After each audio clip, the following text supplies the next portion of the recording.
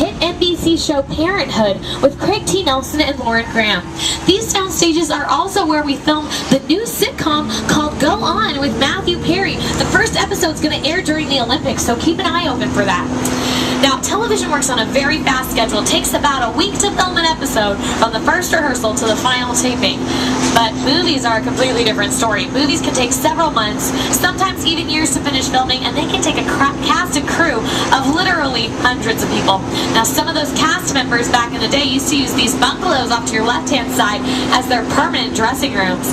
But now these bungalows serve as production offices to some of the biggest filmmakers, writers, and producers in the industry. They're home to Illumination Entertainment, which brought you movies like Hop, Despicable Me, and The Lorax. They're also home to Hasbro.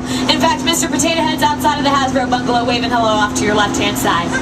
And right next door, on the outside of bungalow 5195, is the familiar profile of Alfred Hitchcock, the legendary director that brought you movies like Psycho, Vertigo, Rear Window, and The Birds. Now here's some very famous faces to tell you about Sir Hitchcock's time here on the lot. Into that office. I said, no, I can never be in Hitchcock's office. That should be a shrine, a museum. Very exciting, just to know that he was there and walk by and know he was in that office. Hitchcock has influenced every director. I saw Hitchcock once walking around the commissary. Hitchcock had his bungalow on the lot. I used to go see Alfred Hitchcock. I loved working with him. I highly respect him. He really understood fear and terror. The Birds? That was a really scary movie. The Birds? Oh, man. That had me looking at crows like for the next 10 years. Psycho, of course. Vertigo was one of the all-time great masterpieces. Hitchcock was master. That's right, Hitchcock was the master, and he was the master of this part of the next lot that we're taking you to. This is the back lot.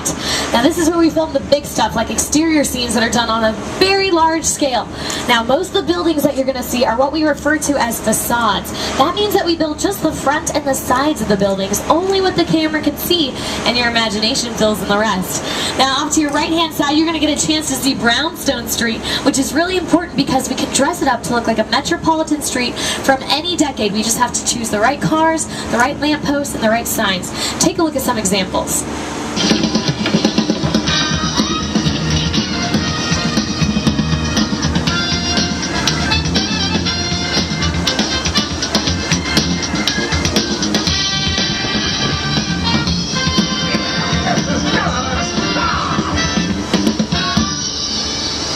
Brownstone Street's awesome because it can take you to the past.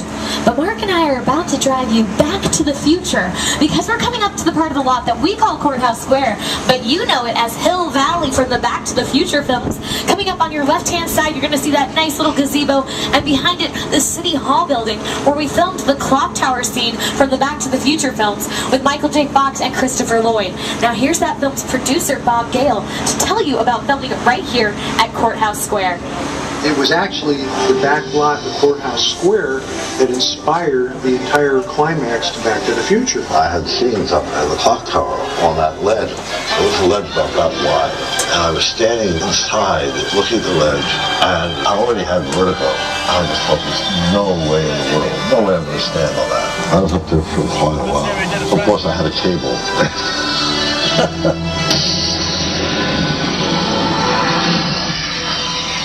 Now here in our back lot, the world is literally just around the corner.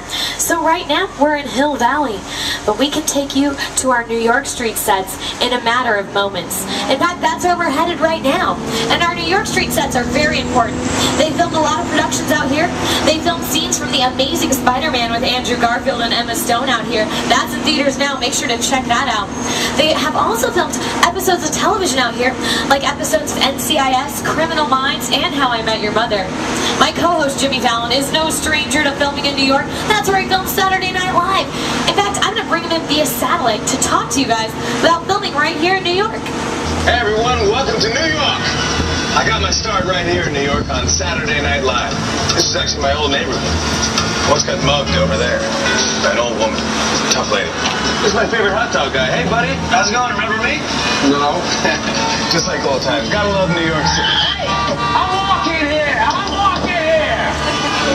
Hey, it's cool guys. I was just, just walking there. So it's not exactly New York, but a lot of times when you see New York in the movies, it was shot right here on the Universal Metro sets. If you can make it here, you can make it anywhere. Even if you make it here on the Universal lot. That's right, thank you, Jimmy. Now you guys, here on our Metro sets a few years back, we had a reconstruction. We built a lot of the buildings as what I told you about earlier, facades, just the front and the sides of the buildings.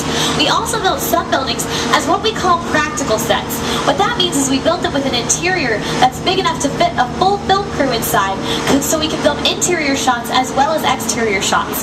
And that's why they're called practical sets, because it's more practical to film inside and outside in the same place. Now Steven Spielberg oversaw that reconstruction